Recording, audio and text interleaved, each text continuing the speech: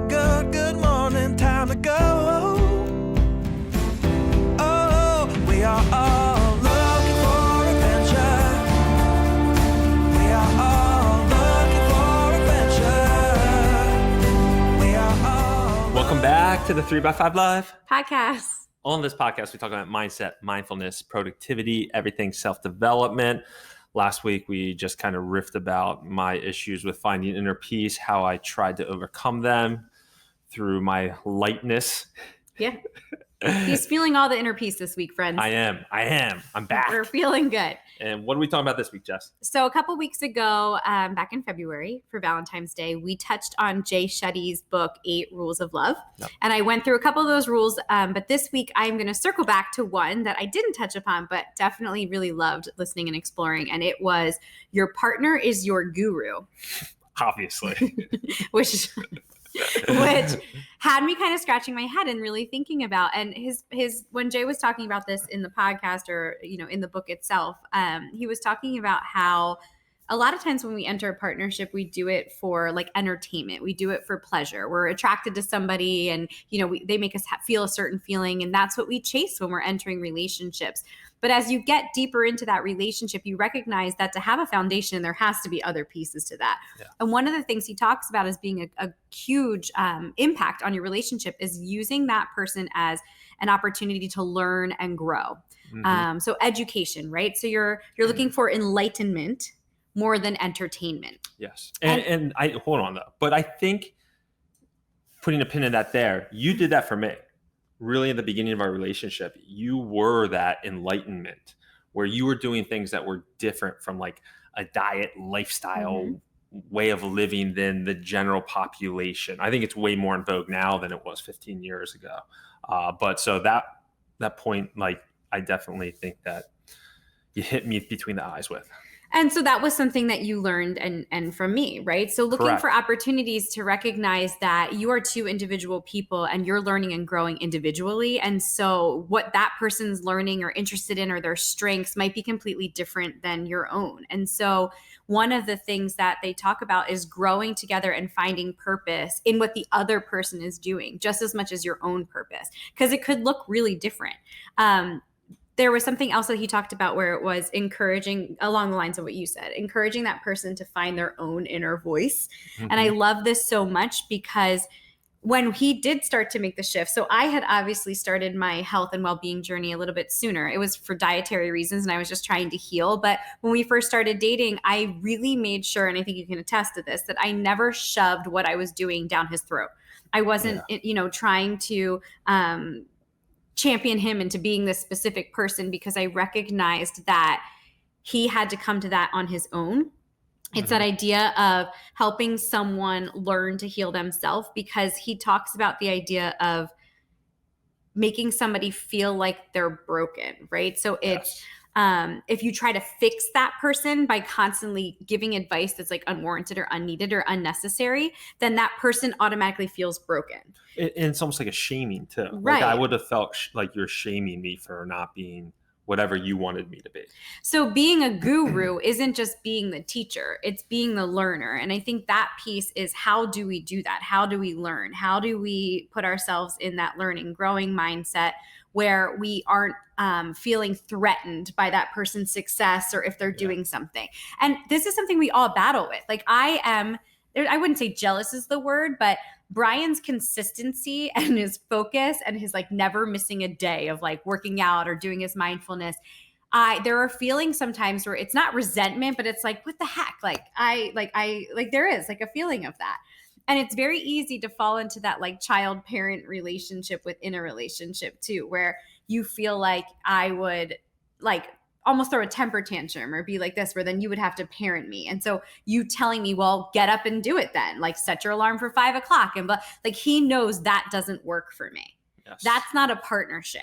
That is like someone telling you what to do. So the guru piece is being who you are authentically and the person naturally wanting to know about it. So I like the idea of it's telling you to be a learner, to be someone who's invested enough in what your partner is doing to see whatever that is, how you can glean opportunities to grow and evolve in that partnership. Yeah. So I think the one thing there that might be missing a little is, does that partner have a fixed mindset versus growth mindset? Mhm. You can have a growth mindset, but your growth mindset might not be in the health space. It might be in another space. But if you generally have a growth mindset, then that partner will eventually maybe come around. Just seeing your consistent actions, seeing how these things might be benefiting you, then they're like, hey, maybe I'll try that out.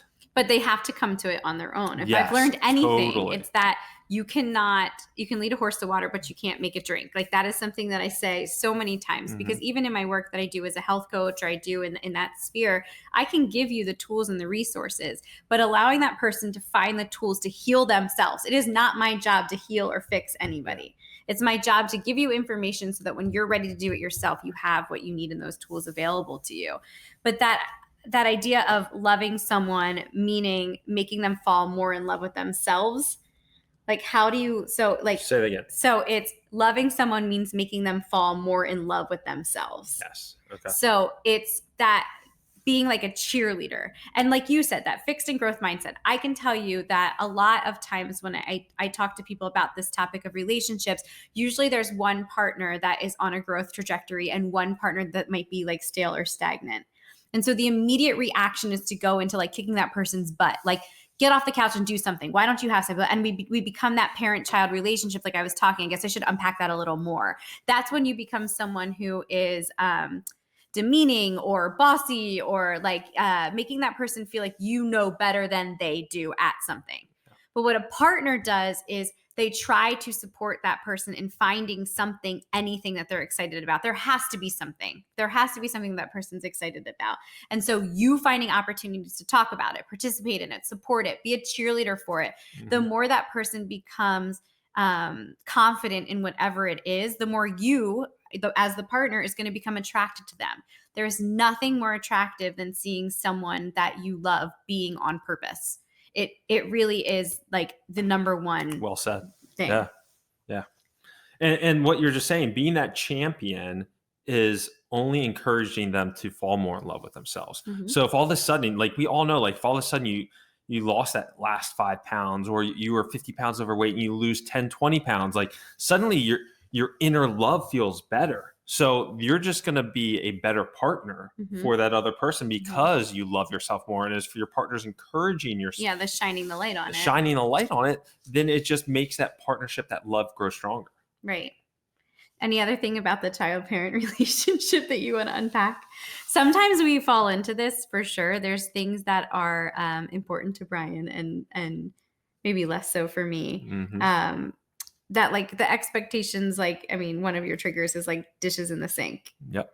You just got to rinse the egg off the dish. We've Because had if you this don't conversation rinse the so egg many off times. the dish, then it just sticks there Oh and my- it shards, and it takes 10 minutes to clean it instead of 2 seconds. So this is literally the conversation that we have. So this is me just being the parent. That's the there. parent, I just right? parented So out. think about those moments that is, and I wanted to do that example because I knew he was going to fall right into that trap, because it is a consistent argument that we have. But you could see his tone, even the way he was moving his hands, right? He literally just disciplined me as if I was his child. So think about those moments and those conversations you have. And listen, there are things that your partner is going to do that annoy the crap out of you. And in fact, the same things that annoy you are the same things every day that they're consistent. You know this. So instead of falling into that parent-child relationship, flip the script and figure out how you can do it more of a partnership. Like, I don't know, you rinse the egg off the dish. Then that would solve, but like those opportunities to see when you fall into that parent where you're literally pointing your finger and trying to discipline or get your point across in a way that is condescending, watching your tone, watching your body language, figuring out ways to change that, and being like, what can I use in this opportunity to learn, grow with my partner so that we can come to a conclusion that's going to feel like it's a together decision versus a like me forcing it down his throat sort of thing. Yeah. Or vice versa. So anyway, I loved this idea. I thought it was funny when it said your partner is your guru, but I'm very lucky that I do have a partner that has amazing qualities and things that he's working on in his life. He is always trying to improve and be better. And I'm doing the same, but in maybe different avenues and different aspects. And they're not the same trajectory, but there is always nuggets that I can glean from what he's doing. And want to know more about and ask questions about and be invested in, because that is the point of a partnership, is to be able to evolve together. Right. If you're both on some sort of growth trajectory, even if it's separate lanes of growth, it's just beautiful to see that person evolving. And you can learn so much from them and get inspired from them. You know, like we say sometimes when we're having an off day, like, hey, I'm only at 40%. Can you take the extra 60%? You know, and when you're both growing and living off each other's energy, it's a lot easier to do. For sure. Yes. Anyway, that's what we want to unpack with you this week. Awesome. Find your guru. Find your and guru. your partner. You're my guru, Jessie. Thanks, babe. You too. All right. All right. See ya. Bye. We are all